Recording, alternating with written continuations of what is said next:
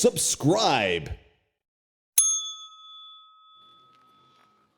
Hello, జర ముందుగా అందరూ నిమ్మలంగా కూర్చోండి.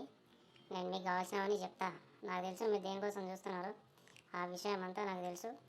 నేను ముందుగా మీ అందరికీ నమస్కారం చేసుకున్న తర్వాత ఇంకా కథలోకి వెళ్తే, నేను ఎప్పటి నుంచో అంబానీ బాబాయ్కి తమ్ముడు హార్దిక్ పాండ్యాకు చెప్తానే ఉన్నా, వద్దురా వద్దురా వద్దురా అంటే ఈయనపోయి నన్ను హాల్లో కూర్చొని పెట్టి వాళ్ళిద్దరు లోపలికి పోయి వెనకాల డ్రైవర్తో అంతా నిమ్మకాయలు, కోడిగుడ్లు, పుట్టిమిరపకాయలు, పసుపు కుంకుమ లోపల తీసుకొని పోయి ఏం చేతి ఇంకా మీకు అర్థమవుతుంది అనుకుంటా.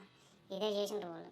వద్దంటే వినపోయి ఇదే దెబ్బ ఏమైందంటే, ఇప్పుడు రోహిత్ శర్మ చెన్నై మ్యాచ్లో సెంచరీ కొట్టినా సరే మిగతా ప్లేయర్స్ కూడా సహకరించకుండా పోయిండ్రు.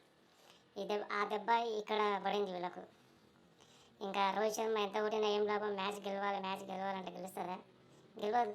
మిగతా వాళ్ళందరూ సపోర్ట్ చేయాలి. ఎందుకంటే రోహిత్ శర్మ మీద అంబానీ బాబాయ్ తమ్ముడు హార్దిక్ పాండ్యా ఇద్దరు కలిసి ఏం చేసిండ్రు ఇంకా అర్థమైందా?